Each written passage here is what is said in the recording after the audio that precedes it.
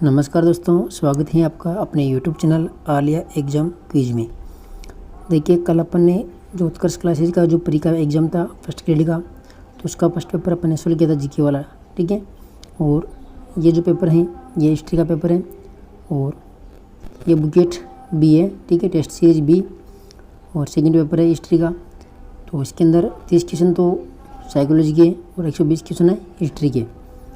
तो स्टार्ट करते हैं वीडियो को। इससे पहले अगर चैनल को सब्सक्राइब नहीं किया है तो चैनल को सब्सक्राइब कर ले, साथ में ही बेल आइकन को जरूर प्रेस करना ताकि आने वाले हर वीडियो नोटिफिकेशन आपको मिलता रहे। तो चलिए स्टार्ट करते हैं वीडियो। अगर आपको इसकी PDF चाहिए तो हमारे टेलीग्राम को जरूर ज्वाइन करना, आलिया एग्ज़ाम क्विज को। ठीक है, तो देखते हैं इसका पहला क्वेश्चन।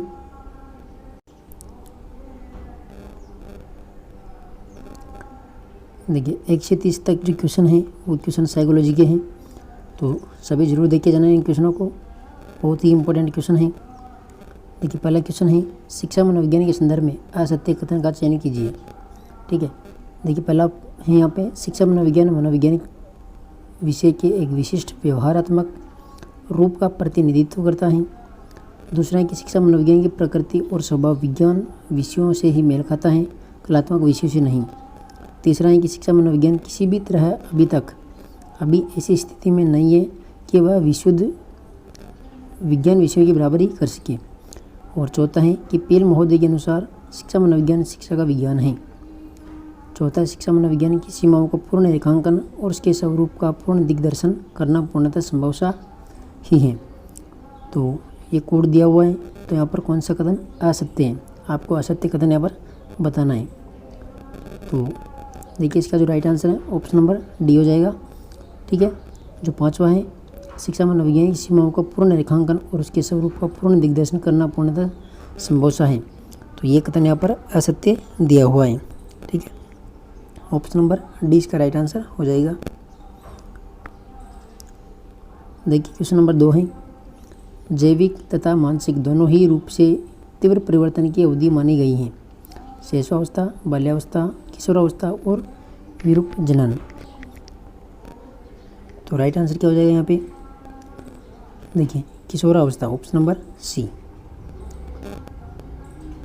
क्वेश्चन नंबर 3 है व्यवहार में स्थायी और अस्थायी दोनों के बीच की स्थिति वाले परिवर्तन जिसे अपेक्षाकृत स्थायी परिवर्तन की संख्या दी जा सके लाने वाला या वाले कारक हैं। प्रशिक्षण, अभ्यास, अनुभव और उपयुक्त सभी। तो क्वेश्चन नंबर 3 के अंदर राइट आंसर क्या हो जाएगा? देखिए, उपयुक्त सभी, ऑप्शन नंबर डी इसका राइट आंसर हो जाएगा। ठीक है, क्वेश्चन नंबर 4 है क्रियामूलक अनुबंधन सिद्धांत का संबंध है पावलोव, स्किनर, कुर्टलेविन और ए और बी दोनों। तो क्रियामूलक अनुबंधन का जो सिद्धांत है वो किसने प्रतिपादित किया था? तो राइट आंसर होगा ऑप्शन नंबर बी, स्किनर। ठीक है, क्वेश्चन नंबर 5 है निम्नलिखित में से कौन सी अवधारणा का संबंध लेव वाइगोत्स्की से है? निजी संभाषण, समीपस्थ विकास का सिद्धांत, मचान, शेपिंग, एक प्रशासी अधिगम और चेनिंग। तो वाइगोत्स्की का संबंध किससे है? तो सही कोड का यहाँ पर चयन करना है आपको। ठीक है, देखिए इसका राइट आंसर है ऑप्शन नंबर डी, निजी संभाषण, समीपस्थ विकास सिद्धांत और मचान। 1, 2, 3 यहाँ पे राइट आंसर हो जाएगा डी। ठीक है, क्वेश्चन नंबर 6 मानसिक स्वास्थ्य से तात्पर्य है व्यक्ति के संपूर्ण व्यक्तित्व का अपने पूर्ण रूप से अच्छी तरह तालमेल बिठाते हुए कार्य करते रहना। उपयुक्त कथन का संबंध है लेडेल, J.A. Hatfield, कोल्सनिक, wine, J.E.W। तो राइट आंसर क्या हो जाएगा क्वेश्चन नंबर 6 का? देखिए, ऑप्शन नंबर जो बी है G.A. हेडफील्ड, तो इसका राइट आंसर हो जाएगा option number B. Question number 7 है निम्नलिखित में से कौन सी रक्षा युक्ति का प्रयोग रसायन शास्त्र में ठोस या तरल वस्तुओं को वाष्पीकृत करके उन्हें शुद्ध करने की प्रक्रिया के रूप में किया जाता है, इसलिए इसे प्राय शुद्धिकरण का नाम भी दिया जाता है? तो विस्थापन, युक्तिकरण, उदात्तीकरण और दलन। तो राइट आंसर क्या हो जाएगा क्वेश्चन नंबर 7 का? देखिए, जो ऑप्शन नंबर सी है उदात्तीकरण, ये इसका राइट आंसर हो जाएगा। क्वेश्चन नंबर 8 है, संवेगात्मक बुद्धिमत्ता के संदर्भ में असत्य कथन का चयन कीजिए। पहला कथन है, संवेगात्मक बुद्धि के संप्रत्यय को सर्वप्रथम सेलोवी तथा मेयर ने प्रस्तुत किया था। दूसरा है, मेयर स्केल सामयिक बुद्धि को मापने का उपकरण है। तीसरा है, सामयिक बुद्धि का संप्रत्यय बुद्धि के संप्रत्यय को उसके बौद्धिक क्षेत्र से अधिक विस्तार देता है और संवेगों को भी बुद्धि के अंतर्गत सम्मिलित करता है। और चौथा है, संवेगों के दौरान हमेशा शारीरिक परिवर्तन भी साथ में होते हैं। तो यहाँ पर असत्य कथन का चयन करना है। ठीक है, तो राइट आंसर क्या होगा? ऑप्शन नंबर डी, संवेगों के दौरान हमेशा शारीरिक परिवर्तन भी साथ में होते हैं।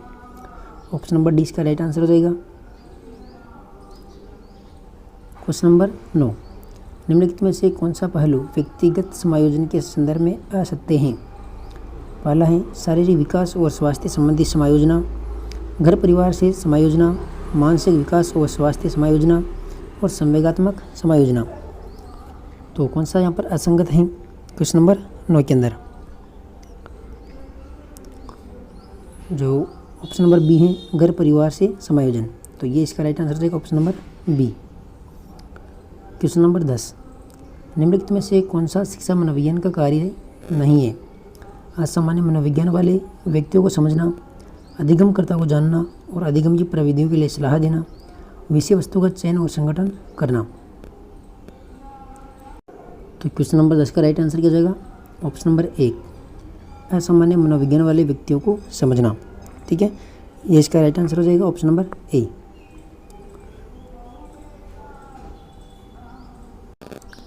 क्वेश्चन नंबर 11 है, निम्नलिखित में से कौन सी सहकारी अधिगम की विशेषता है?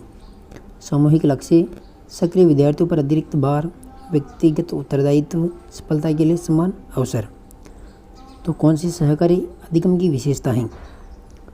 तो क्वेश्चन नंबर 11 के अंदर राइट आंसर हो जाएगा ऑप्शन नंबर डी, सामूहिक लक्ष्य, व्यक्तिगत उत्तरदायित्व और सफलता के लिए समान अवसर, 1, 3 और 4। तो इसका जो right answer option number D हो जाएगा क्वेश्चन नंबर 11 का। इसके बाद क्वेश्चन नंबर 12 है, एक शिक्षण अधिगम व्यूह रचना जिसमें विद्यार्थियों को एक छोटे मिश्रित योजना समूह में आपस में सूचनाओं के आदान प्रदान द्वारा सीखने का अवसर प्राप्त होता है, वह कहलाती है अभिक्रमित अनधिगम, दल शिक्षण, बहुसंवेदी अधिगम और सहकारी अधिगम। तो राइट आंसर हो जाएगा क्वेश्चन नंबर 12 का सहकारी अधिगम, option number D. Question number 13 है, निम्नलिखित में से कौन सी संप्रेषण की एक अमुद्रित सामग्री नहीं है? कंप्यूटर, समाचार पत्र, टेलीविज़न और वीडियो। तो संप्रेषण की एक अमुद्रित सामग्री कौन सी नहीं है? तो राइट आंसर हो जाएगा ऑप्शन नंबर बी, समाचार पत्र। इसके बाद क्वेश्चन नंबर 14, निम्नलिखित में से कौन सी श्रव्य दृश्य सामग्री है? ड्रामा, वर्ग चित्र, मुख चित्र, लिंगवाफोन, मॉडल और चित्र विस्तारक यंत्र। तो कौन सी यहाँ पर श्रव्य दृश्य सामग्री है? तो राइट आंसर हो जाएगा, देखिए जो ऑप्शन नंबर सी है, ड्रामा और वृत्त चित्र। तो ये दोनों क्या है? श्रव्य दृश्य सामग्री है। ठीक है, तो ऑप्शन नंबर जो सी है इसका राइट आंसर हो जाएगा। क्वेश्चन नंबर 15, वह सॉफ्टवेयर जो आपके कंप्यूटर को उपयोग करता है, वह सॉफ्टवेयर और हार्डवेयर के द्वारा अनुप्रयोगों की अनुमति देता है, कहा जाता है application software, system software, word processor और डेटाबेस सॉफ्टवेयर। तो 15वां क्वेश्चन जो है उसका राइट आंसर क्या हो जाएगा? देखिए जो ऑप्शन नंबर बी है, सिस्टम सॉफ्टवेयर। ठीक है, तो ऑप्शन नंबर बी इसका राइट आंसर हो जाएगा। इसके बाद क्वेश्चन नंबर, अगला क्वेश्चन है क्वेश्चन नंबर 16, संचार के समय simple mail transfer protocol SMTP उपयोग किया जाने वाला पोर्ट नंबर कौन सा है? 25, 60, 35 और 80। तो क्वेश्चन नंबर 16 का राइट आंसर होगा देखिए 25, ऑप्शन नंबर ए। इसके बाद क्वेश्चन नंबर 17 है, संप्रत्यय प्राप्ति प्रतिमान किसके द्वारा विकसित किया गया? डेविड आशुबेल, जोसेफ सकवाब व रिचर्ड सकमैन, ब्रूनर, गुड्रो रोस्टिन, लॉरेंस टालरो और डेनियल डेविस। तो क्वेश्चन नंबर 17 के अंदर राइट आंसर क्या हो जाएगा? देखिए ऑप्शन नंबर सी, ब्रूनर, गुड्रो और ऑस्टिन। ठीक है, ऑप्शन नंबर सी इसका राइट आंसर हो जाएगा। क्वेश्चन नंबर 18 है, संगत प्रतिमान युग्म का चयन कीजिए। सूचना प्रक्रिया प्रतिमान सेनन, रक्षा प्रशिक्षण प्रतिमान रिचर्ड्समैन, अग्रिम व्यवस्थापक प्रतिमान डेविड एशबेल और अंतःक्रिया शिक्षण प्रतिमान फ्लेडर्स। तो 18वां जो क्वेश्चन है तो इसके अंदर राइट आंसर क्या होगा? देखिए ऑप्शन नंबर जो डी है 1, 2, 3 और 4, ये चारों यहाँ पर सत्य कथन है। ठीक है, तो ऑप्शन नंबर डी इसका राइट आंसर हो जाएगा। इसके बाद क्वेश्चन नंबर 19, निम्नलिखित में से कौन सा शिक्षण प्रतिमान सूचना प्रक्रिया शिक्षण प्रतिमान के अंतर्गत सम्मिलित नहीं किया जाता है?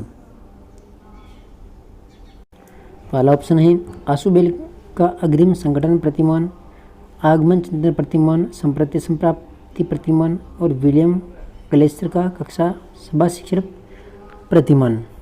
तो क्वेश्चन नंबर जो 19 है तो 19 के अंदर राइट आंसर क्या हो जाएगा?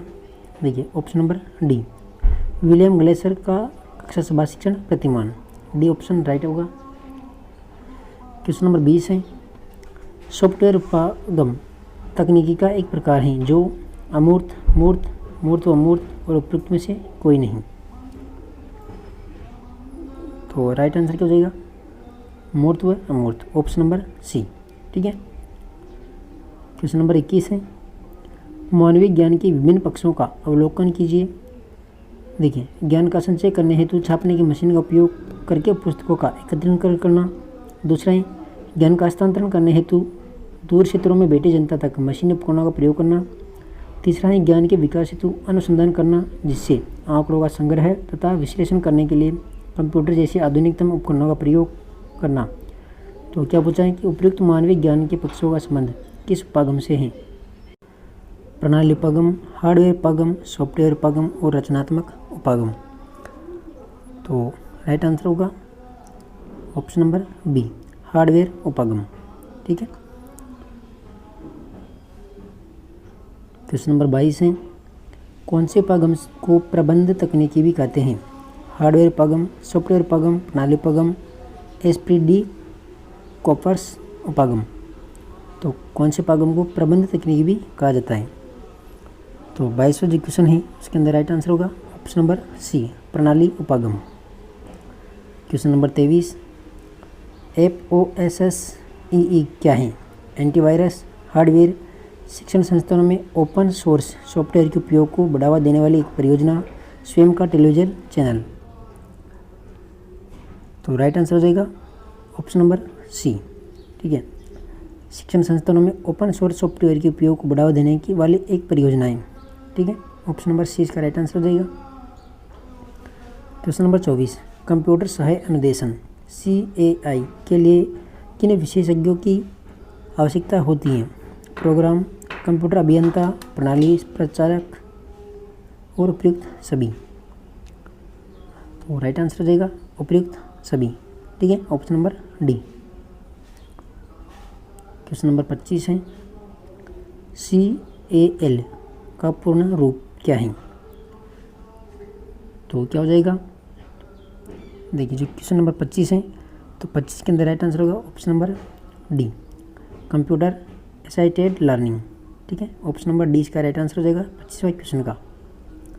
क्वेश्चन नंबर 26 है, अधिगम की प्रक्रिया के सर्वाधिक महत्वपूर्ण पहलू हैं अर्थ निकालना, अमूर्त सोच की क्षमता विकसित करना, विवेचनात्मक कार्य और उपयुक्त सभी।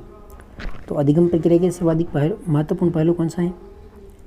तो जो 26वां क्वेश्चन है तो 26 के अंदर राइट आंसर हो जाएगा option number D, option number D इसका राइट आंसर हो जाएगा उपयुक्त सभी। इसके बाद क्वेश्चन नंबर 27, सामान्यतः निम्नलिखित में से कौन से लक्षण किशोरावस्था में स्पष्ट दिखाई नहीं पड़ते हैं? अमूर्त चिंतन, तर्क शक्ति की अपेक्षाकृत अधिक योग्यता, अध्ययन को केंद्रित करने की अधिक क्षमता, जीववाद, स्मृति विस्तार की अधिक योग्यता, अपराज्यता, काल्पनिक दर्शक और पठन का दोष। तो किशोरावस्था में कौन से स्पष्ट लक्षण दिखाई नहीं देते? तो 27वां क्वेश्चन है, इसके अंदर राइट आंसर क्या हो जाएगा? देखिए ऑप्शन नंबर जो 4 है, 4 और 8, एक तो जीववाद और प्लेटन का दोष। ऑप्शन नंबर जो डी है इसका राइट आंसर हो जाएगा। क्वेश्चन नंबर 28 है, जेरोम ब्रूनर ने के संज्ञानात्मक विकास क्रम की अवस्था कौन सी नहीं है? तो व्यवस्थित अवस्था, मूर्तावस्था, प्रतीकात्मक अवस्था और जननेंद्रिय अवस्था। तो जेरोम ब्रूनर की जो संज्ञानात्मक विकास का जो सिद्धांत दिया था उसकी कौन सी अवस्था यहाँ पर नहीं है? तो जो क्वेश्चन नंबर 28 है तो 28 के अंदर राइट आंसर हो जाएगा ऑप्शन नंबर डी, जननेंद्रिय अवस्था। ठीक है, ऑप्शन नंबर डी इसका राइट आंसर हो जाएगा। क्वेश्चन नंबर 29 है, किस मेमोरी का प्रयोग सिस्टम कॉन्फ़िगरेशन, तिथि, समय और अन्य महत्वपूर्ण डाटा को स्टोर करने के लिए किया जाता है? रोम, ईप्रोम, रैम और कमोस। ठीक है, तो क्वेश्चन नंबर जो 29 है तो 29 के अंदर राइट आंसर हो जाएगा ऑप्शन नंबर डी। ठीक है, इसके बाद क्वेश्चन नंबर 30, एडगर डेल के अनुभव शंकु के अनुसार शिक्षक द्वारा कक्षा में दिखाए गए प्रयोग को देखकर किशोर विद्यार्थी किस प्रकार के अनुभव प्राप्त करेंगे? वास्तविक प्रत्यक्ष अनुभव, दृश्यात्मक अनुभव, प्रदर्शन अनुभव और नाटकीय अनुभव। तो राइट आंसर क्या हो जाएगा ऑप्शन नंबर सी। ठीक है, प्रदर्शन अनुभव। तो ये 30 क्वेश्चन जो थे ये थे शिक्षा मनोविज्ञान के। इसके बाद क्वेश्चन नंबर 31 से लेके 150 तक इतिहास के क्वेश्चन हैं। 31 हैं, निम्नलिखित में से असत्य कथन है। पहला है, मध्य पाषाण युग की विशेषता छोटे औजारों का इस्तेमाल थी। इन छोटे औजारों को लघुअश्म कहा जाता है। दूसरा है, नवपाषाणकालीन मनुष्यों ने खेती के साथ साथ पशुपालन की शुरुआत की। तीसरा है कि नवपाषाण काल में मानव सुई, कांटेदार बर्छी और गुलेल जैसे औजारों हड्डी तथा सींगों से बनाने लगा। सभी प्रकार के मिट्टी के बर्तनों का आविष्कार नवपाषाणकालीन सभ्यताओं की विशेषता नहीं है। तो यहाँ पर कौन सा कथन असत्य है? तो 31 के अंदर राइट आंसर हो जाएगा ऑप्शन नंबर डी। ठीक है, इसके बाद क्वेश्चन नंबर 32, लोह युग काल में किस प्रकार के मृदभांड प्रचलित थे? काले व लाल, उत्तरी काले पॉलिशदार, चित्रित धूसर और लाल पॉलिशदार मृदभांड। तो 32 के अंदर राइट आंसर क्या हो जाएगा? देखिए ऑप्शन नंबर सी, चित्रित धूसर गैरिक मृदभांड। ठीक है, क्वेश्चन नंबर 33 है, निम्नलिखित में से किस स्थान पर प्रागैतिहासिक काल के चित्रित शिलाश्रयों की सबसे बड़ी मेखला खोजी गई? भाजा, भीमबेटका, जोरा और अजंता। तो राइट आंसर क्या होगा? ऑप्शन नंबर 3, 2 और 3, भीमबेटका और जोरा। ठीक है, जो इसका राइट आंसर हो जाएगा option number C. Question number 34 है, निम्नलिखित में से कौन सा पुरास्थल पंजाब पाकिस्तान में स्थित नहीं है? हड़प्पा, गनेरीवाल, कोटदीजी और रहमान डेरी। तो 34 के अंदर राइट आंसर हो जाएगा ऑप्शन नंबर सी, कोटदीजी। इसके बाद क्वेश्चन नंबर 35, देखिए हड़प्पाकालीन पुरातात्विक स्थल लोथल के संदर्भ में कौन सा कथन असत्य है? तो लोथल हड़प्पा सभ्यता का प्रमुख बंदरगाह था तथा यहाँ से पश्चिमी एशिया के साथ व्यापार होता था। दूसरा है, लोथल में गढ़ और नगर दोनों अलग अलग प्राचीरों से घिरे हुए थे। तीसरा है, लोथल के पूर्वी भाग में जहाज का कोदीवाड़ा डॉकयार्ड मिला। और चौथा है कि लोथल को एस.आर. राव ने लघु हड़प्पा एवं लघु मोहनजोदड़ो कहा है। तो कौन सा कथन यहाँ पर असत्य होगा? तो right answer option number B.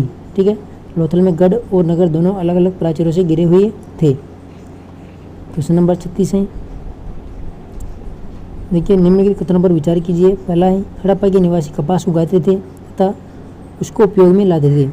दूसरा, हड़प्पा के निवासियों को तांबा व कांस्य का कोई ज्ञान नहीं था। और तीसरा है, मानक हड़प्पा मुद्रा मिट्टी की बनी होती थी। तो कौन सा कथन यहाँ पर सत्य है? तो 36 के अंदर राइट आंसर होगा ऑप्शन नंबर 1 वाला। ठीक है, केवल 1, हड़प्पा के निवासी कपास उगाते थे तथा उसका जो उपयोग में उसको लाते थे। तो ऑप्शन नंबर 1 इसका राइट आंसर हो जाएगा ए वाला। क्वेश्चन नंबर 37 है, प्राचीन भारत के संदर्भ में प्रयुक्त पद द्वितीय नगरीकरण निम्नलिखित में से किसकी नगरीय प्रक्रिया को इंगित करता है? सिंधु घाटी, गंगा घाटी, नर्मदा घाटी और कावेरी घाटी। तो 37 के अंदर राइट आंसर क्या हो जाएगा? ऑप्शन नंबर बी, गंगा घाटी। क्वेश्चन नंबर 38 है, निम्नलिखित महाजनपदों को उनकी भौगोलिक स्थिति के अनुसार पूर्व से पश्चिम की ओर व्यवस्थित कीजिए। अंग कौशल काशी और मत्स्य। तो 38 के अंदर राइट आंसर क्या हो जाएगा? देखिए जो ऑप्शन नंबर बी है। एक नंबर हो जाएगा अंग, फिर काशी, फिर कौशल, फिर मत्स्य। ऑप्शन नंबर बी इसका राइट आंसर हो जाएगा। क्वेश्चन नंबर 39, निम्न में से कौन सा पहलू चाणक्यकृत अर्थशास्त्र में वर्णित नहीं है? दुर्भिक्ष का उन्मूलन, कृषि की पद्धति, मंत्रियों की गुण और गुप्तचर निकाय। तो राइट आंसर हो जाएगा ऑप्शन नंबर बी, कृषि की पद्धति। क्वेश्चन नंबर 40 है। देखिए कथन और कारण दोनों दिए हुए हैं, तो इसमें से क्या पूछा गया? देखिए पहला ही कथन है यहाँ पर, अपने दम निर्देशों को आम जनता में प्रचारित करने की इच्छा से अशोक ने साम्राज्य के उत्तर पश्चिमी भाग में पाई जाने वाली राजज्ञाओं में प्राकृत के साथ साथ यवन तथा अरमाइक लिपि का उपयोग किया गया। और दूसरा ही यवन तथा अरमाइक भाषी लोग उत्तर पश्चिम की आबादी का एक भाग थे। तो यहाँ पर कौन सा राइट हो जाएगा क्वेश्चन नंबर 40 के अंदर? देखिए जो ऑप्शन नंबर ए है, ठीक है। कथन एक तथा कारण आर दोनों सही है, आर ए का सही स्पष्टीकरण है। ऑप्शन नंबर ए इसका राइट आंसर हो जाएगा। क्वेश्चन नंबर 41, निम्नलिखित व्यक्ति भारत में किसी न किसी समय आए? पायन, इत्सिंग, मेगास्थनीज और हेनसांग। तो इसका सही कालक्रम अनुसार क्या होगा? तो इसका राइट आंसर है ऑप्शन नंबर बी, ठीक है। सबसे पहले आया था मेगास्थनीज, उसके बाद में पायन आया था, और फिर में हेनसांग, और चौथे नंबर पर आया था इत्सिंग। ऑप्शन नंबर जो बी है इसका राइट आंसर हो जाएगा। देखिए क्वेश्चन नंबर 42, बटाई, गल्लाबख्शी अथवा बाउली के रूप में पहचाने जाने वाली वो राजस्व आकलन विधि वस्तुतः ऐसी पद्धति थी जो फसल बंटवार को नियत कर दी। पहला ऑप्शन है कुल पैदावार के आधार पर, दूसरा है फसल के एक औसत आकलन के आधार पर, तीसरा है पैदावार की पिछले वर्षों की प्रवृत्ति के आधार पर, और चौथा है आपसी समझौते कबूलियत के आधार पर। तो 42 के अंदर राइट आंसर क्या हो जाएगा? देखिए ऑप्शन नंबर ए, कुल पैदावार के आधार पर, ठीक है। क्वेश्चन नंबर 43, गियासुद्दीन तुगलक के द्वारा निम्नलिखित में से कौन सा कृषि उपाय अपनाया नहीं गया था? तो पहला है बटाई के पक्ष में नाप लेख की पद्धति का निष्कासन, दूसरा है गाँव के प्रधानों तथा मुखियाओं को उनके अनुलाभों की वापसी, तीसरा है सरकार के द्वारा मांग का आधार हुक्म ए हासिल पैदावार के अनुरूप होना जिसमें फसल के नुकसान को समाविष्ट करने के समुचित प्रावधान हो, और चौथा है अलाउद्दीन खिलजी के द्वारा निर्धारित की गई भू राजस्व की दरों में बारीक कटौती तथा इसको कुल पैदावार के 6वें भाग तक ले जाना। तो 43 के अंदर जो राइट आंसर है वो क्या हो जाएगा? देखिए ऑप्शन नंबर 1, बटाई के पक्ष में नाप जो की पद्धति का निष्कासन। इसके बाद क्वेश्चन नंबर 44, देखिए विंध्याचल पर्वतमाला को पार करने वाला प्रथम तुर्क विजेता था इल्तुतमिश, बलबन, अलाउद्दीन खिलजी और फिरोज शाह तुगलक। तो 44 के अंदर राइट आंसर क्या हो जाएगा? देखिए option number C, Alauddin Khilji. Question number 45 है। देखिए इधर है शब्दावली, ठीक है। दारुस्पा, पुरुषिया, मैदान और उर्दू ए अल्लाह। तो इसको सम्मिलित करना है। तो 45 के अंदर जो राइट आंसर है वो क्या होगा? देखिए ऑप्शन नंबर डी हो जाएगा, ठीक है। एक के अंदर दारुशिल्पा, इसके अंदर हो जाएगा अस्पताल, और पुरुषिया के अंदर घुड़सवारी अभ्यास हेतु खुला क्षेत्र, और जो मैदान है तो मैदान का हो जाएगा 4 नंबर सेना परेड के लिए खुला क्षेत्र, और उर्दू ए मुल्ला शाही शिविर। ऑप्शन नंबर डी इसका राइट आंसर हो जाएगा। क्वेश्चन नंबर 46, देखिए निम्नलिखित कथनों पर विचार कीजिए। पहला है सिकंदर लोदी ने अपना आवास दिल्ली से आगरा स्थानांतरित किया। दूसरा है बड़े अमीरों के व्यक्तिगत सैनिक सिकंदर लोदी के द्वारा स्वयं नियुक्त किए जाते थे। तीसरा है सिकंदर लोदी ने गुलरुखी नाम से हिंदी कविताएं लिखी। तो इनमें से कौन सा सही है? तो राइट आंसर हो जाएगा यहाँ पे ऑप्शन नंबर बी, 1 और 2 राइट आंसर हो जाएगा। इसके बाद क्वेश्चन नंबर 47, एक शिला साफेल 1748 की संधि के संदर्भ में निम्नलिखित कथनों पर कौन से सही है? पहला है प्रथम कर्नाटक युद्ध की समाप्ति, और दूसरा मद्रास पुनः प्राप्त हुआ। तो 47 के अंदर राइट आंसर क्या हो जाएगा? ऑप्शन नंबर सी, 1 और 2 दोनों कथन यहाँ पर सत्य हैं। क्वेश्चन नंबर 48 है। निम्नलिखित कथनों पर विचार कीजिए। प्रथम आंग्ल मैसूर युद्ध में हैदर अली पराजित हुआ और उसे मद्रास की संधि करनी पड़ी। दूसरा है अंग्रेजों के द्वारा फ्रांसीसी बस्ती माहे पर अधिकार द्वितीय आंग्ल मैसूर युद्ध के सबसे महत्वपूर्ण कारणों में से एक बना।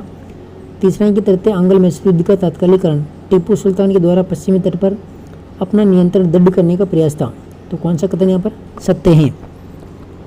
तो राइट आंसर होगा ऑप्शन नंबर सी, 2 और 3। ठीक है, इसके बाद क्वेश्चन नंबर 49, निम्नलिखित कथनों पर विचार कीजिए। पहला है जब वारेन हेस्टिंग्स गवर्नर जनरल बना तब उसने कोषागार को कोलकाता में स्थानांतरित कर दिया। दूसरा है 1780 ईस्वी में नमक का उत्पादन सरकार ने सीधे अपने हाथों में ले लिया। और चौथा है भू राजस्व का 10 वर्षीय बंदोबस्त 1790 ईस्वी में स्थायी घोषित कर दिया गया। तो कौन सा कथन यहाँ पर सही है? तो राइट आंसर होगा यहाँ पे ऑप्शन नंबर बी, 1 और 2। ठीक है, ये दोनों कथन सत्य हैं। क्वेश्चन नंबर 50 है, देखिए कथन दिया हुआ है प्लासी की युद्ध के 50 वर्षों के अंदर ही बंगाल की असाधारण समृद्धि का गंभीर ह्रास हो गया और कारण है कि सूती वस्त्रों के उत्पादन में जो कि भारत से निर्यात की सबसे महत्वपूर्ण वस्तु थी, भारत के अन्य भागों में वृद्धि हुई जबकि बंगाल में इसका ह्रास हुआ, मतलब कमी हुई। तो यहाँ पर कौन सा राइट होगा 50 के अंदर? देखिए ऑप्शन नंबर जो ए है, कथन ए और कारण आर दोनों सही है। आर एक का सही स्पष्टीकरण है, तो ए इसका राइट आंसर हो जाएगा। क्वेश्चन नंबर 51, निम्नलिखित कथनों पर विचार कीजिए। पिट्स इंडिया एक्ट के माध्यम से गवर्नर जनरल की परिषद में सदस्यों की संख्या घटाकर 3 कर दी गई और पिट्स इंडिया एक्ट ने कंपनी का भारतीय व्यापार पर एकाधिकार समाप्त कर दिया। तीसरा है कि पिट्स इंडिया एक्ट के अंतर्गत एक अनुपूरक अधिनियम के द्वारा विशेष मामलों में गवर्नर जनरल को कमांडर इन चीफ का पद धारण करने की अधिकारिता प्रदान की गई। पूछा है कौन सा कथन यहाँ पर सत्य है? तो इसका राइट आंसर क्या हो जाएगा? Option number C. ठीक है, 1 और 3, पहला और तीसरा यहाँ पर राइट आंसर हो जाएगा। अगला क्वेश्चन है क्वेश्चन नंबर 52, शिवाजी ने कुछ युवकों का एक दल बनाकर सर्वप्रथम पूना के निकट स्थित तोरण दुर्ग पर अधिकार किया था। 1641, 1646, 1657 और 1653। तो 52 के अंदर राइट आंसर क्या हुआ? Option number B. ठीक है, 1646। क्वेश्चन नंबर 53 है, निम्नलिखित में से कौन नाना साहब पेशवा का मंत्री एवं प्रमुख सलाहकार था? वाजिद अली शाह, अजीमुल्लाह खान, मौलवी अहमद शाह और अमीर उल्लाह खान। तो 53 के अंदर राइट आंसर क्या हुआ? Option number B, Azimullah Khan. Question number 54 है, 1857 की क्रांति के संदर्भ में दी गई सूची 1 और सूची 2 से सम्मिलित कीजिए। ठीक है, इधर नेतृत्व करता है, इधर सूची। देखिए रानी लक्ष्मीबाई, मौलवी अहमदुल्ला, नाना साहब और कुंवर सिंह। तो इनको आपस में सम्मिलित करना था। तो यहाँ पे देखिए राइट आंसर है ऑप्शन नंबर बी, रानी लक्ष्मीबाई का संबंध है झांसी, इसके बाद मौलवी अहमदुल्ला फैजाबाद, नाना साहब का हो जाएगा कानपुर और कुंवर सिंह का जगदीशपुर। ऑप्शन नंबर बी इसका राइट आंसर होगा। क्वेश्चन नंबर 55, जनरल विंडहम को सन 1857 में विद्रोही सैनिकों ने पराजित किया था। ग्वालियर के निकट, आगरा के निकट, भोपाल के निकट और कानपुर के निकट। तो 55 के अंदर राइट आंसर क्या हो जाएगा? देखिए ऑप्शन नंबर डी, कानपुर के निकट। क्वेश्चन नंबर 56 है, अंग राज्य का सर्वप्रथम उल्लेख मिलता है शतपथ ब्राह्मण, अथर्ववेद में, अंगुत्तर निकाय और भगवती सूत्र। तो अंग राज्य का सर्वप्रथम उल्लेख कहाँ मिलता है? तो राइट आंसर क्या हो जाएगा क्वेश्चन नंबर 56 का? ऑप्शन नंबर बी, अथर्ववेद में। क्वेश्चन नंबर 57 है, गंगा यमुना घाटी के उत्तर वैदिक कालीन लोगों की भौतिक संस्कृति की जानकारी प्राप्त की जा सकती है गैरो रचित मर्दबांडों से, चित्रित दूसरे मर्दबांडों से, काले तथा लाल मर्दबांडों से और काले पुलिस वाले मर्दबांडों से। तो 57 के अंदर राइट आंसर क्या हो जाएगा? ऑप्शन नंबर बी, चित्रित दूसरे मर्दबांडों से। क्वेश्चन नंबर 58 है, देखिए सूची 1 को सूची 2 से सम्मिलित करना है। ठीक है, इधर सूत्र साहित्य और इधर वर्णित विषय, कल्प, शिक्षा, नृत्य और छंद। तो इसको सम्मिलित करना है। देखिए इसका राइट आंसर है ऑप्शन नंबर ए, कल्प का हो जाएगा इधर अनुष्ठान, शिक्षा, शिक्षा का इधर स्वर्ग विज्ञान और निरुक्त उत्पत्ति विज्ञान और छंद है चतुष्पदी व्रत। ऑप्शन नंबर ए वाला इसका राइट आंसर हो जाएगा। क्वेश्चन नंबर 59, आत्मा के पुनर्जन्म के सिद्धांत का उल्लेख नहीं मिलता है। आरण्यक में, जातक साहित्य में, उपनिषद और वेद में। तो कहाँ पर नहीं मिलता है? तो राइट आंसर होगा यहाँ पे वेदों में, option number D. Question number 60, बौद्ध धर्म के विषय में कौन सी कथन सही है? पहला है इसमें वर्ण एवं जाति को अस्वीकार नहीं किया गया। इसमें ब्राह्मण वर्ण की सर्वोच्च सामाजिक स्थिति को चुनौती दी गई और इसमें कुछ शिल्पों को निम्न माना गया। तो 60 के अंदर राइट आंसर क्या हो जाएगा? देखिए ऑप्शन नंबर बी, दूसरा और तीसरा कथन यहाँ पर सत्य हैं। इसके बाद क्वेश्चन नंबर 61 है, निम्नलिखित बंदरगाहों पर विचार कीजिए। सोपारा और दे हैं क्या रे, चार बेरिखम, पोदुका और मुजरिस दिख से नहीं रहा है। पेरिप्लस के अनुसार कौन से बंदरगाह पश्चिमी समुद्री तट पर स्थित हैं? तो 62 के अंदर जो राइट आंसर है वो क्या होगा? ऑप्शन नंबर बी, पहला, दूसरा और चौथा। इसके अंदर राइट आंसर हो जाएगा option number B. Question number 63 है, लेखयुक्त और रूप चित्रांकित सिक्के सर्वप्रथम भारत में जारी किए गए थे। सिक्कों के द्वारा, हिंद यूनानी द्वारा और सातवाहनों द्वारा। तो 63 के अंदर राइट आंसर क्या हो जाएगा? देखिए जो ऑप्शन नंबर सी, हिंद और यूनानी के द्वारा। क्वेश्चन नंबर 64, कनिष्क कला एवं साहित्य का एक महान संरक्षक था। निम्न में से कौन से व्यक्तित्व उसकी राजसभा को शोभायमान करते हैं? तो अश्वघोष, पाशव, वसुमित्र और चरक। अश्वघोष, नागार्जुन, नागसेन और वसुमित्र। अश्वघोष, पाशवर, हेमचंद्र, नागार्जुन। अश्वघोष, वसुमित्र, असंग और हेमचंद्र। तो 64 के अंदर राइट आंसर होगा ऑप्शन नंबर ए वाला। ठीक है, अश्वघोष, पाशव, वसुमित्र और चरक। क्वेश्चन नंबर 65 है, कौन सा अभिलेख भागवत उपासकों में वरसणी दिव्यराज की पूजा का उल्लेख करता है? नाग अभिलेख, बेसनगर, मोराकूप अभिलेख, चंद्रगुप्त द्वितीय का मथुरा अभिलेख। तो क्वेश्चन नंबर 65 के अंदर राइट आंसर होगा ऑप्शन नंबर सी, मोराकूप अभिलेख। क्वेश्चन नंबर 66, भीतरगांव का ईटों का मंदिर एक ख्याति प्राप्त गुप्त स्मारक है। निम्न में से कौन सा एक स्थापत्य लक्षण का यहाँ पर पाया जाता है? पहला है चूने के गारे का जुड़ाई सामग्री के रूप में प्रयोग, यथार्थ मेहराब का प्रयोग, सजावट के लिए संगमरमर का प्रयोग और पादंगे के लाल बलुए पत्थर का प्रयोग। तो यहाँ पर राइट आंसर है ऑप्शन नंबर बी, यथार्थ मेहराब का प्रयोग। क्वेश्चन नंबर 67 है, हर्ष ने निम्नलिखित अभिलेखों पर विचार कीजिए। हर्ष के निम्नलिखित अभिलेखों पर विचार कीजिए। नालंदा, गया, बांसखेड़ा और दामोदरपुर। पूछा है कि हर्ष के वे अभिलेख जो धार्मिक संस्थाओं को दिए गए भूमि दानों का उल्लेख करते हैं कौन कौन से हैं? तो राइट आंसर क्या हो जाएगा? देखिए ऑप्शन नंबर सी, नालंदा और बांसखेड़ा। तो सी इसका राइट आंसर है। क्वेश्चन नंबर 68 है, देखिए कथन है, गुप्त काल के संस्कृत नाटकों में एक विशेष लक्षण यह था कि ऊंचे सामाजिक स्तर से संबंधित पात्र संस्कृत बोलते थे, जबकि निम्न सामाजिक स्तर से संबंधित पात्र प्राकृत बोलते थे। कारण है कि एक भाषा के रूप में प्राकृत संस्कृति के सांस्कृतिक रूप की तुलना में तत्कालीन बोलचाल की भाषा थी। तो 68 के अंदर कौन सा कथन होगा राइट आंसर? तो यहाँ पे है देखिए ऑप्शन नंबर ए और आर दोनों सही है। आर ए का सही स्पष्टीकरण करता है। ठीक है, तो पहला इसका राइट आंसर देगा ऑप्शन नंबर ए। इसके बाद क्वेश्चन नंबर 69 है, दामोदरपुर ताम्रपत्र लेख जो स्थानीय प्रशासन का विवरण देता है किसके शासनकाल से संबंध है? रामगुप्त, समुद्रगुप्त, कुमारगुप्त प्रथम और स्कंदगुप्त। तो 69 के अंदर राइट आंसर हो जाएगा ऑप्शन नंबर सी, कुमारगुप्त प्रथम।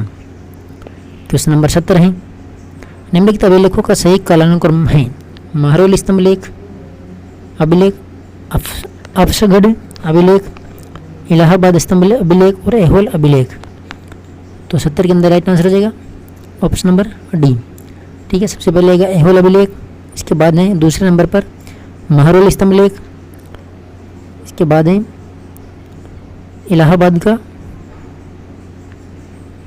देखिए ऑप्शन नंबर जो डी होगा इसका राइट आंसर। देखिए पहले नंबर पर आएगा इलाहाबाद का अभिलेख। ठीक है, और दूसरे नंबर पर आएगा महरोल अभिलेख, तीसरे नंबर पर आएगा एहोल अभिलेख और तीसरे पे, और चौथे पे आएगा ये अपसड का अभिलेख। ऑप्शन नंबर जो डी है इसका राइट आंसर हो जाएगा। ठीक है, क्वेश्चन नंबर 71 है,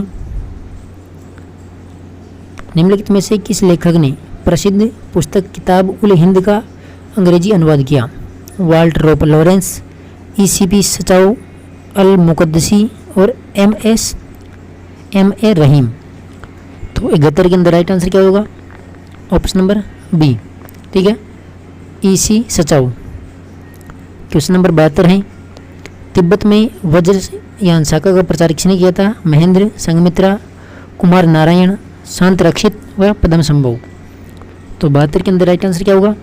ऑप्शन नंबर डी। ठीक है, शांत रक्षित व पद्म संभव। क्वेश्चन नंबर 73 है, निम्नलिखित संतों पर विचार कीजिए। चैतन्य महाप्रभु, लल्लदेव, नंबी आडार, तुलसीदास और रामानुज। क्या पूछा है? ये कौन कौन वैष्णव संत थे? ठीक है, तो 73 के अंदर राइट आंसर होगा ऑप्शन नंबर सी। देखिए, चैतन्य महाप्रभु और तुलसीदास और रामानुज। ठीक है, ऑप्शन नंबर सी इसका राइट आंसर हो जाएगा। क्वेश्चन नंबर 74, निम्नलिखित में से कौन सी एक कृति गुरु गोविंद सिंह की नहीं है? तो पहला है चंदेरी वार और चरित्र नाटक, जपजी साहिब और जफरनामा। तो 74 के अंदर राइट आंसर होगा option number C, Japji Sahib. ठीक है, क्वेश्चन नंबर 75, निम्नलिखित सूफी सिलसिले भारत में विभिन्न कालों में प्रचलित हुए, उनका कालक्रम अनुसार क्या होगा? नक्शबंदी, चिश्ती, कादिर और सोहरावर्दी। तो 75 के अंदर राइट आंसर क्या होगा? Option number C. ठीक है, देखिए, सबसे पहले आएगा एक नंबर में चिश्ती, और दूसरे में आएगा सोहरावर्दी, तीसरे पे आएगा कादिरी। ठीक है, और चौथे पे आएगा नक्शबंदी। तो ऑप्शन नंबर सी इसका राइट आंसर हो जाएगा। क्वेश्चन नंबर 76, जहांगीर के दरबार का चित्रकार ख्वाजा मंसूर प्रख्यात चित्रकार था। देखिए, चिड़ियों और पशुओं के रूप चित्रों का, मुगल कुलीनों के रूप चित्रों का, भूदृश्यों का और बीती चित्रों का। तो 76 के अंदर राइट आंसर क्या होगा? ऑप्शन नंबर ए, चिड़िया और पशुओं के रूप चित्रों का। क्वेश्चन नंबर 77 है, निम्नलिखित अधिकारी समुच्चयों में से कौन सा एक मुगलों की प्रांतीय शासन व्यवस्था में नहीं पाया जाता था? सूबेदार, फौजदार करोड़ी, फौजदार दीवान बख्शी, मुहतसिब, वजीर आमिल, वजीर बख्शी और मीर समा। तो 77 के अंदर राइट आंसर क्या होगा? Option number D. ठीक है, वजीर बख्शी और मीर समा, ये इसका right answer option number D. Question number 78 है, 17वीं शताब्दी में कृषक संकट के लिए निम्नलिखित में से कौन उत्तरदायी थे? जागीर व्यवस्था की अंतर्निहित दुर्बलताएं, मौद्रिक उतार चढ़ाव, प्राकृतिक विपदाएं, प्रशासनिक विफलता। तो 78 के अंदर राइट आंसर हो जाएगा ऑप्शन नंबर सी, 1, 2, 3। ठीक है, 1, 2, 3 इसकी right answer option number C. इसके बाद क्वेश्चन नंबर 79, आगरा और फतेहपुर सीकरी दोनों ही लंदन से बड़े हैं। यह विवरण है बर्नियर का, राल्फ फिंच का, हॉकिंस का और मनुची का। तो 79 के अंदर राइट आंसर हो जाएगा option number B, Ralph Finch का। क्वेश्चन नंबर 80 है, निम्नलिखित में से किसने बादशाह या फिर संप्रभुता को जील अल अल्लाह की अवधारणा के विपरीत फर-ए-इज्दे रूप में परिभाषित किया? बंदाई में शेख अहमद सरहिंदी, अबुल फजल, शेख अब्दुल हक मुहद्दिस। तो 80 के अंदर राइट आंसर क्या होगा? ऑप्शन नंबर सी, अबुल फजल। क्वेश्चन नंबर 81 है, शेरशाह सूरी उपज का केवल चतुर्थांश भूमिकर के रूप में लेता था? सासाराम में, आगरा में, मुल्तान में और लाहौर में। तो क्या हुआ 81 का राइट आंसर? मुल्तान में, option number C. Question number 82 है, अकबर के द्वारा किए गए कार्यों के संबंध में असुमेलित युग्म है? जजिया कर समाप्त 1564, दीन ए इलाही धर्म 1571, इबादत खाने की स्थापना 1575 और इलाही सम्मत जारी 1583। तो 82 के अंदर राइट आंसर क्या हो जाएगा? ऑप्शन नंबर बी, दीन ए इलाही धर्म 1571। इसके बाद क्वेश्चन नंबर 83 है, कथन ए और कारण आर। ठीक है, देखिए कथन है, आजम शाह ने महाराष्ट्र से अपनी अनुपस्थिति के दौरान साहू से नर्मदा क्षेत्र का नियंत्रण संभालने की प्रार्थना की। और कारण है, यह अनुभव किया गया था कि महाराष्ट्र क्षेत्र में साहू की उपस्थिति ताराबाई को कमजोर करेगी तथा आजम की अनुपस्थिति के दौरान मुगल अधिकारों की सुरक्षा करेगी। तो 83 के अंदर कौन सा कथन सत्य होगा? देखिए यहाँ पर जो राइट आंसर है वो हो जाएगा ऑप्शन नंबर डी, कथन ए गलत है। ठीक है, ए वाला गलत है, किंतु आर जो कारण है यहाँ पे ये सही है। ठीक है, तो ऑप्शन नंबर डी इसका राइट आंसर हो जाएगा। क्वेश्चन नंबर 84, आंग्ल मराठा युद्ध के दौरान निम्नलिखित में से कौन सी संधि सबसे अंत में संपादित हुई थी? शिंदे के साथ ग्वालियर की संधि, होलकर के साथ मंदसौर की संधि, बाजीराव द्वितीय के साथ पूना की संधि और शिंदे के साथ सूरजी अर्जन गांव की संधि। तो 84 के अंदर राइट आंसर हो जाएगा ऑप्शन नंबर बी। ठीक है, होलकर के साथ मंदसौर की संधि। इसके बाद क्वेश्चन नंबर 85 है, गवर्नमेंट ऑफ इंडिया एक्ट 1935 से संबंधित कथनों पर विचार कीजिए। देखिए, प्रांतीय स्वशासन का उपबंध था, एक संघीय न्यायालय फेडरल कोर्ट की स्थापना का उपबंध था और केंद्र में अखिल भारत संघ का उपबंध था। तो 85 का राइट आंसर क्या हो जाएगा? ऑप्शन नंबर डी, 1, 2, 3, यहाँ पर तीनों ही कथन सही है। क्वेश्चन नंबर 86 है, कलकत्ता में सर्वोच्च न्यायालय की स्थापना हुई थी 1773 रेगुलेटिंग एक्ट के द्वारा, 1784 के पिट्स इंडिया एक्ट के द्वारा, 1793 के चार्टर एक्ट के द्वारा और 1813 के चार्टर एक्ट के द्वारा। तो कलकत्ता में सर्वोच्च न्यायालय की स्थापना कब हुई थी? तो 86 के अंदर राइट आंसर होगा सन 1773 के रेगुलेटिंग एक्ट के द्वारा, option number A. Question number 87 है, भारत में निम्नलिखित अकाल आयोग में सही कालक्रमानुसार हैं। देखिए, मैकडोनल्ड आयोग, लोयल आयोग, कैंपबेल आयोग और स्ट्रेची आयोग। तो 87 के अंदर राइट आंसर क्या हो जाएगा? Option number B. ठीक है, 3, 4, 2, 1। इसके बाद क्वेश्चन नंबर 88, भारत में इंग्लैंड और ग्रह प्रभार के अंतर्गत सन 1858 तक होने वाले धन के अफवाह में शामिल था। ईस्ट इंडिया कंपनी के मालिकों का लाभांश, सार्वजनिक ऋण पर ब्याज, रेलवे और सिंचाई संबंधी निर्माण कार्यों के लिए उधार ली गई पूंजी पर प्रत्याभूत ब्याज और इंडिया ऑफिस के हुए। तो निम्नलिखित कोड की सहायता से उपयुक्त विकल्प चुनिए। तो 88 के अंदर राइट आंसर क्या हो जाएगा? ऑप्शन नंबर ए। ठीक है, 1, 2, 3, 1, 2, 3 यहाँ पे राइट आंसर हो जाएगा, option number A. Question number 89, निम्नलिखित युगम में से कौन सा युगम सुमेलित नहीं है? देखिए, रेतवाड़ी बंदोबस्त मद्रास, स्थायी बंदोबस्त बंगाल, महालवाड़ी बंदोबस्त पश्चिमी प्रांत और तालुक बंदोबस्त बम्बई। तो कौन सा यहाँ पर सुमेलित नहीं है? तो राइट आंसर होगा ऑप्शन नंबर डी, तालुक बंदोबस्त बम्बई। Question number 90। ठीक है, टॉमस मोनरो किस भू राजस्व व्यवस्था से संबंध था? तालुकदारी, रेतवाड़ी, महालवाड़ी और स्थायी बंदोबस्त। तो टॉमस मोनरो किस भू राजस्व व्यवस्था से इनका संबंध था? तो यहाँ पे राइट आंसर है रेतवाड़ी, option number B. Question number 91 है, किसने यह विचार व्यक्त किया था कि भारत में ब्रिटिश आर्थिक नीति गिरानी है? Dadabhai Naoroji, R.C. Dutt, Karl Marx और एडम स्मिथ। तो 91 के अंदर राइट आंसर क्या हो जाएगा? Option number C, Karl Marx. Question number 92 है, निम्नलिखित में से किसने कहा था कि भारत को पुनः एक होना होगा तथा अपने शक्ति से पूर्ण विश्व की विजित करना होगा? स्वामी दयानंद, रामकृष्ण परमहंस, स्वामी विवेकानंद और श्रीमती एनी बेसेंट। तो 92 के अंदर राइट आंसर होगा ऑप्शन नंबर सी। ठीक है, स्वामी विवेकानंद। क्वेश्चन नंबर 93 है, देखिए, निम्नलिखित घटनाओं को नीचे दी गई कोड के अनुसार कालक्रम में व्यवस्थित करें। सूरत कांग्रेस अधिवेशन, साबरमती आश्रम से दांडी तक की यात्रा, रोलेट एक्ट और गांधी इरविन समझौता। तो 93 के अंदर राइट आंसर क्या होगा? देखिए, ऑप्शन नंबर बी। ठीक है, सबसे पहले सूरत अधिवेशन आ जाएगा, इसके बाद दूसरे में रोलेट एक्ट आएगा और तीसरा में आएगा साबरमती आश्रम से दांडी यात्रा तक। ठीक है, और चौथा गांधी इरविन समझौता। इसके बाद है क्वेश्चन नंबर 94। निम्नलिखित में से किसने नदिया जिले के गोविंदपुर ग्राम में नील आंदोलन प्रारंभ किया था? हेमचंद्राकर, दिगंबर विश्वास और विष्णु विश्वास, हरिश्चंद्र मुखर्जी और सुरेंद्र नाथ बनर्जी और दीनबंधु मित्र।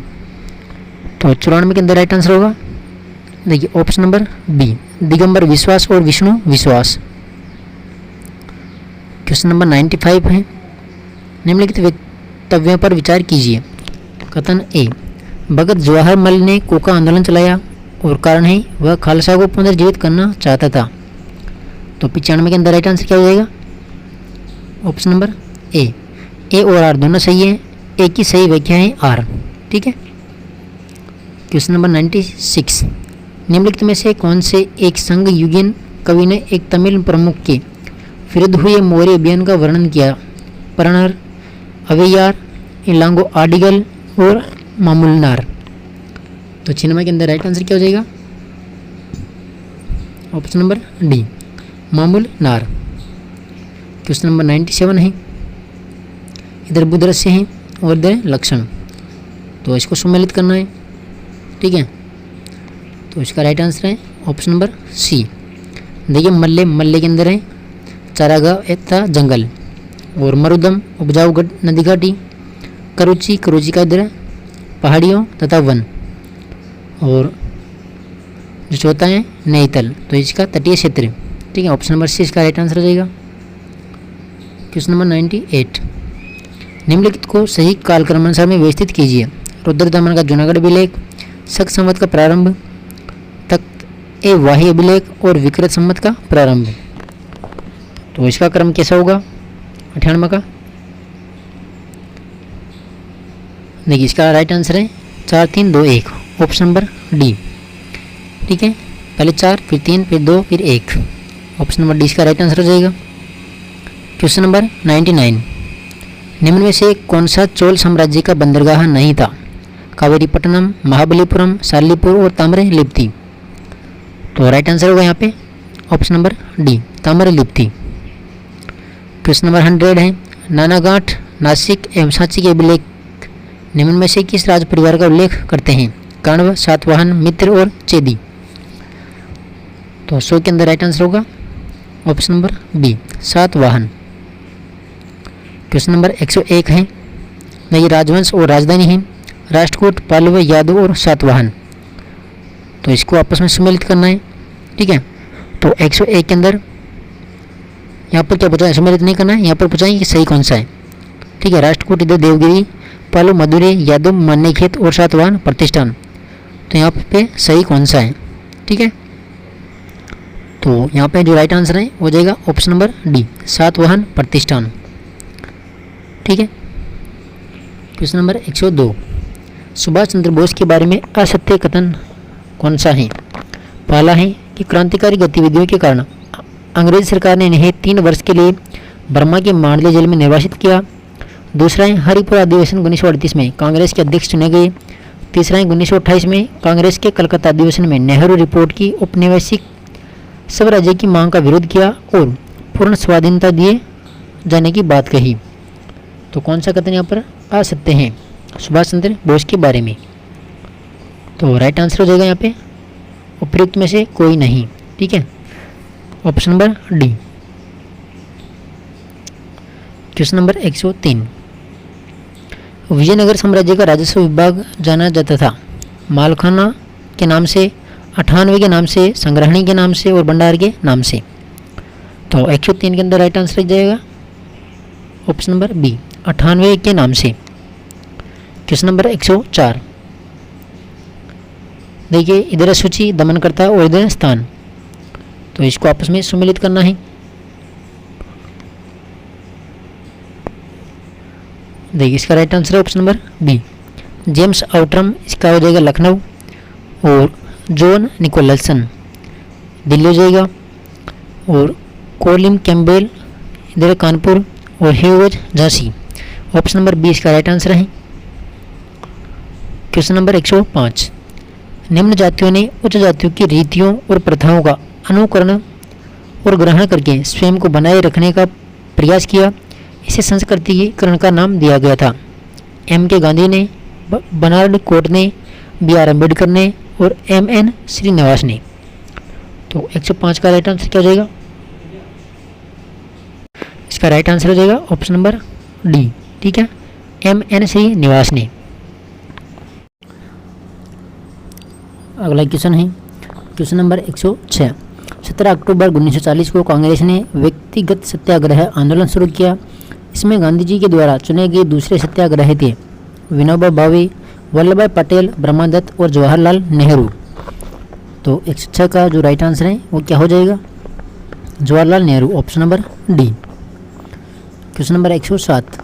पुनर्जागरण काल में ग्रीको रोमन क्लासिकों के अध्ययन को जाना जाता था व्यक्तिवाद, सुखवाद, मानववाद और पांडित्यवाद। तो राइट आंसर क्या हो जाएगा? पांडित्यवाद, option number D. Question number 108 है यूरोपियंस की समुद्री यात्राओं के विषय में कौन सा कथन सत्य नहीं है? देखिए, उत्तरी अमेरिका के समुद्री तटों की खोज क्रिस्टोफर न्यूपोर्ट के नेतृत्व में की गई। दूसरा है कि वास्को डी गामा कालीकट 1498 में पहुंचे। तीसरा है क्रिस्टोफर कोलंबस भारत पहुंचने का मार्ग खोजने निकला, लेकिन 1942 में वह वेस्ट इंडीज के तट पर पहुंचा। और चौथा है पृथ्वी की खोज का श्रेय मैगलन को दिया जाता है। तो कौन सा कथन यहाँ पर सत्य नहीं है? तो राइट आंसर होगा ऑप्शन नंबर 1। ठीक है, उत्तरी अमेरिका के समुद्री तटों की खोज क्रिस्टोफर न्यूपोर्ट के नेतृत्व में की गई।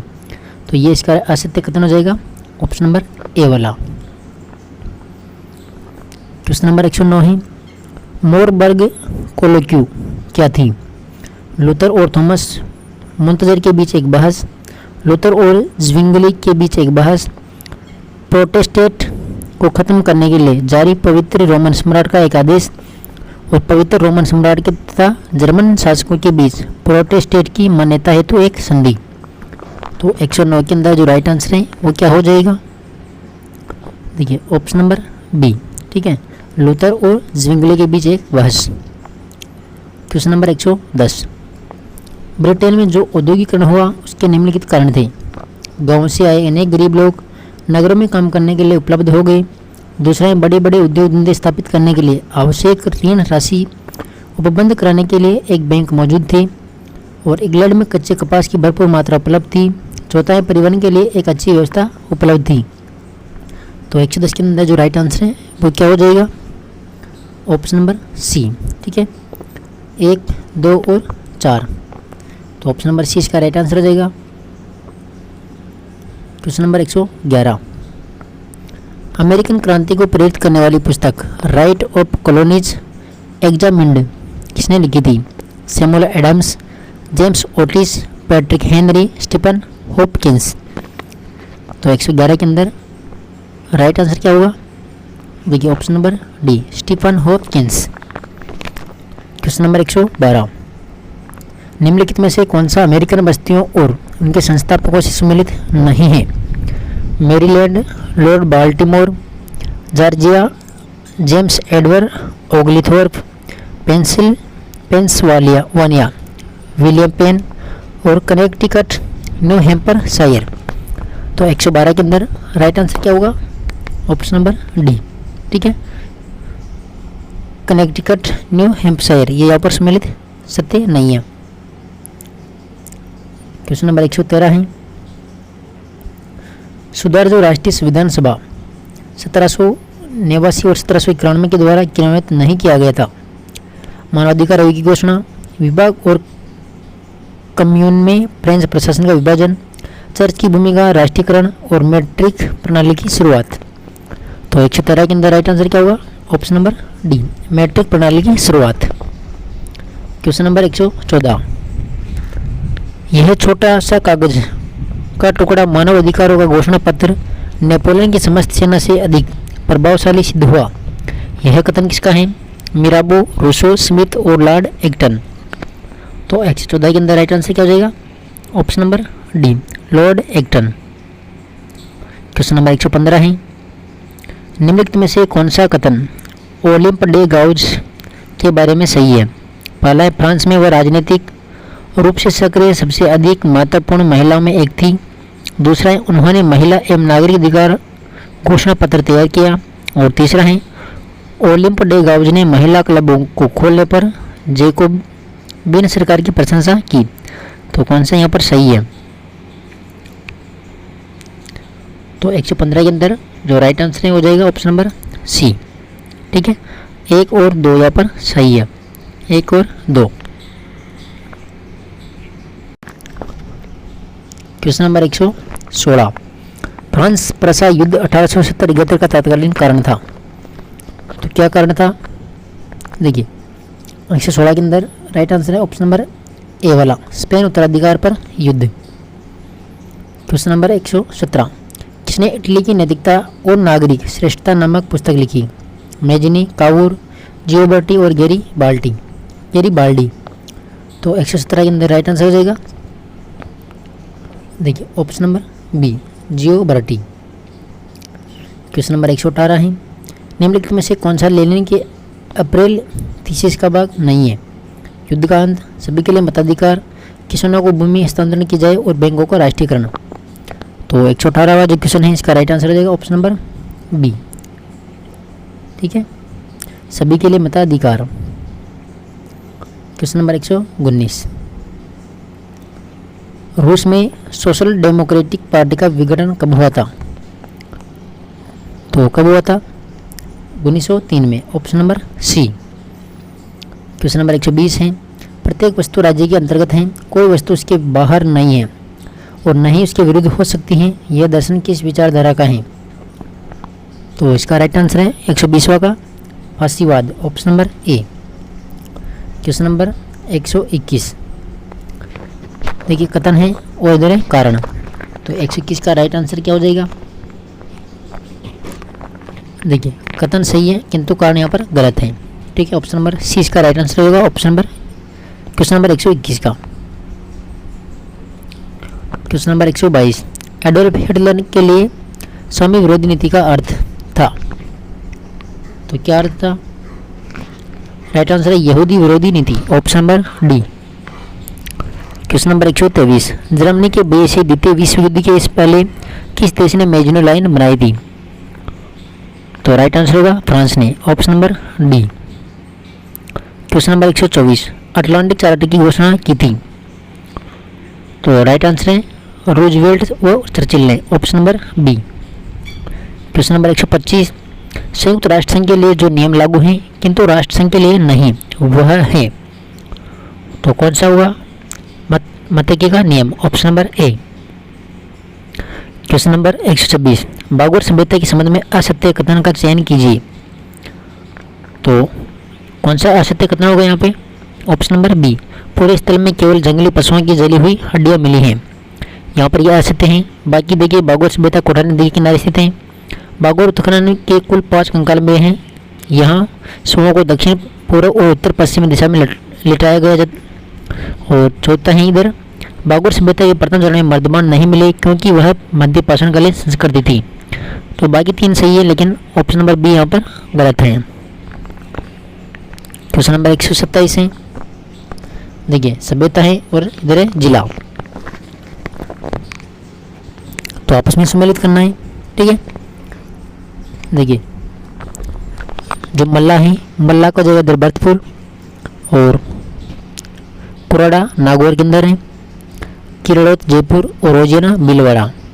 ऑप्शन नंबर जो ए है इसका राइट आंसर हो जाएगा 127 का। क्वेश्चन नंबर 128, लगभग 150 वर्षों तक चलने वाले त्रिपक्षीय त्रिकोणात्मक संघर्ष की शुरुआत गुर्जर भरतियार वंश के शासक ने की थी। तो 128 के अंदर राइट आंसर हो जाएगा ऑप्शन नंबर बी, वत्सराज ने। क्वेश्चन नंबर 129 है, मेवाड़ में सर्वप्रथम नौकरशाही का गठन किस शासक ने किया था? तो राइट आंसर होगा 129 का, अल्हट ने, option number C. Question number 130 है, रावल रतन सिंह के संदर्भ में कौन सा कथन असत्य है? तो राइट आंसर होगा ऑप्शन नंबर सी, रावल रतन सिंह के समय मेवाड़ का दूसरा शाखा हुआ था। तो ये गलत है। देखिए रतन सिंह मेवाड़ की घुइल वंश की शाखा का अंतिम शासक था और रतन सिंह समर सिंह का पुत्र था। ठीक है, ये सब दोनों सही है लेकिन ऑप्शन नंबर सी यहाँ पर गलत है। 131 क्वेश्चन है, खानवा के युद्ध के संदर्भ में निम्नलिखित में से सत्य कथन की पहचान कीजिए। देखिए, खानवा युद्ध राजस्थान के इतिहास का प्रथम युद्ध था जिसमें गोला बारूद का प्रयोग किया गया और इस युद्ध के दौरान राणा सांगा के घायल हो जाने पर मेवाड़ का राज चिन्ह शिरोई के अखीराज देवड़ा ने धारण किया था।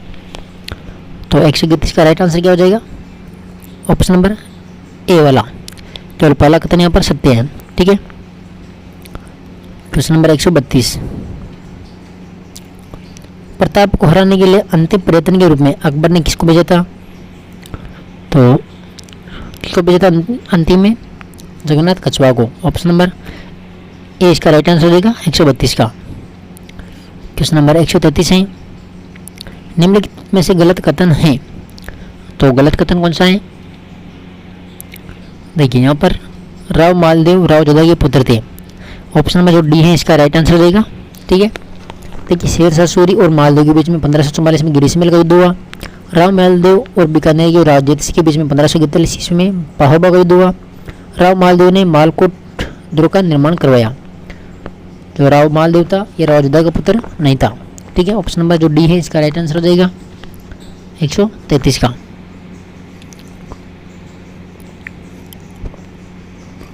जो राव मालदेव था किसका पुत्र था? ये था राव गंगाऊ मणिक देवी। ठीक है, राव जगमाल की पुत्री का सबसे बड़ा पुत्र था। क्वेश्चन नंबर 134, चंद्रसेन के संदर्भ में सत्य कथन का चयन कीजिए।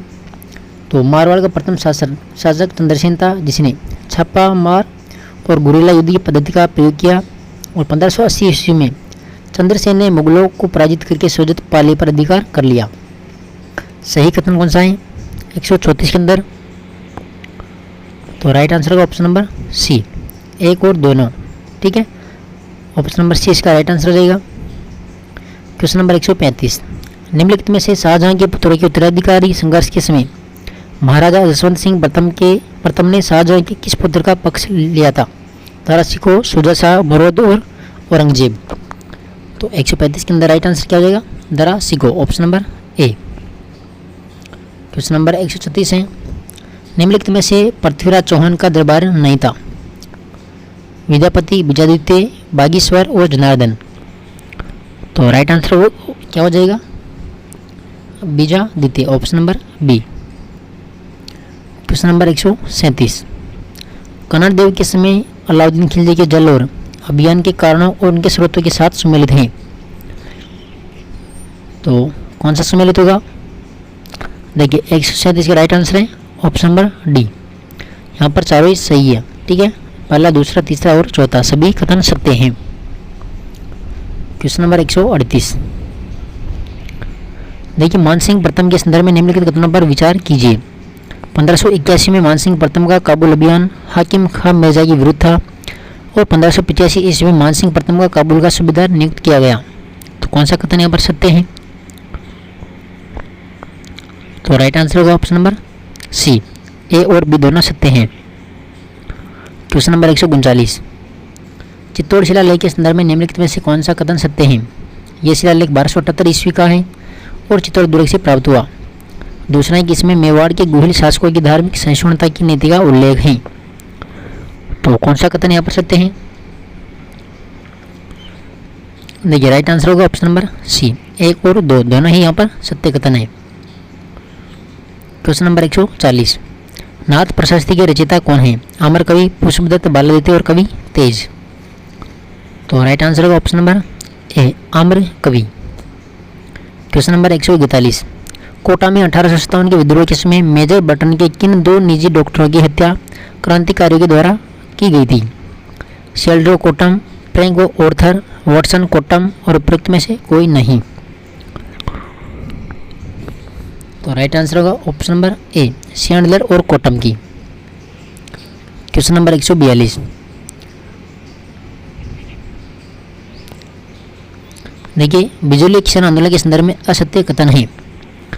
तो कौन सा कथन यहाँ पर असत्य है? बी। ठीक है, इस किसान आंदोलन में राव अनूप सिंह तथा किसानों के मध्य हुए समझौते को मेवाड़ सरकार ने बोल्शेविक समझौते की संज्ञा दी। ऑप्शन नंबर 20 का गलत होगा। देखिए, ये किसान आंदोलन 3 चरणों में पूर्ण हुआ था। राजस्थान का सर्वाधिक लंबी अवधि तक चलने वाला किसान आंदोलन था और इस किसान आंदोलन में सर्वाधिक धाकड़ जाति के किसानों ने भाग लिया था ऑप्शन नंबर 20 का गलत हो जाएगा। ठीक है, क्वेश्चन नंबर 143, आंदोलन और घटना। तो यहाँ पर कौन सा असम्मिलित है? देखिए बूंदी, डाबी हत्याकांड, मारवाड़, डाबड़ा, अलवर, निमोचना और बेगू जयसिंहपुरा। तो कौन सा कथन यहाँ पर असत्य है? देखिए राइट आंसर होगा बेगू जयसिंहपुरा हत्याकांड। ठीक है, ऑप्शन नंबर डी इसका राइट आंसर हो जाएगा।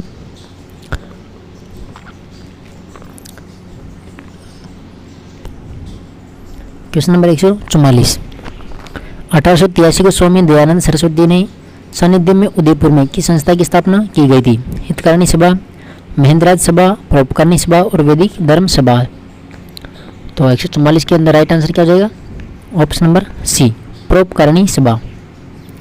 क्वेश्चन नंबर 145 है, राजस्थान के एकीकरण के प्रथम चरण में किसे उपराज प्रमुख बनाया गया? भीम सिंह, लक्ष्मण सिंह, गोपीलाल यादव और गणेशलाल वासुदेव सिंह। तो 145 के अंदर राइट आंसर क्या हो जाएगा? Option number D, Ganeshlal Vasudev Singh.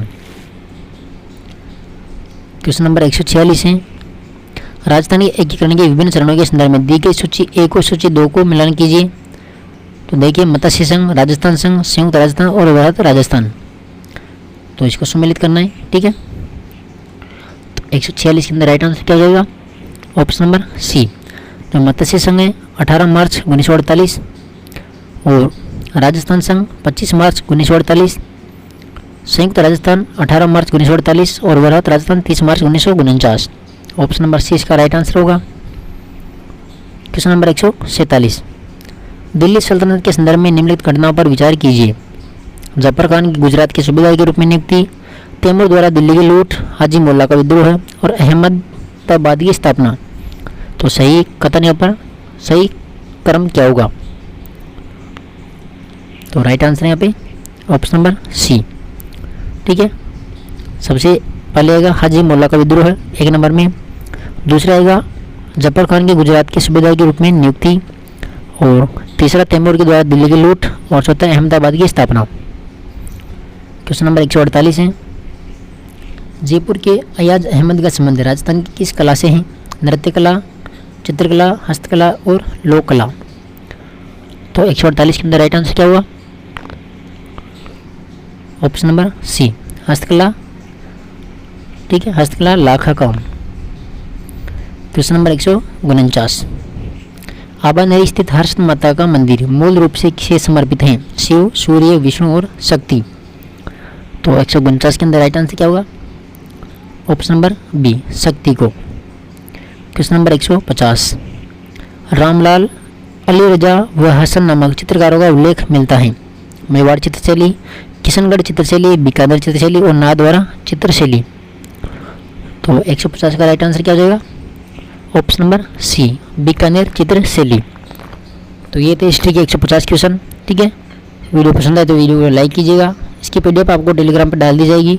Alia exam quiz के नाम से हमारा टेलीग्राम चैनल है, तो आप इसको ज्वाइन कर लेना और वहाँ से इसकी पीडीएफ डाउनलोड कर सकते हो। तो चैनल को सब्सक्राइब नहीं किया तो चैनल को सब्सक्राइब जरूर करें। मिलते हैं नेक्स्ट वीडियो के साथ में। धन्यवाद।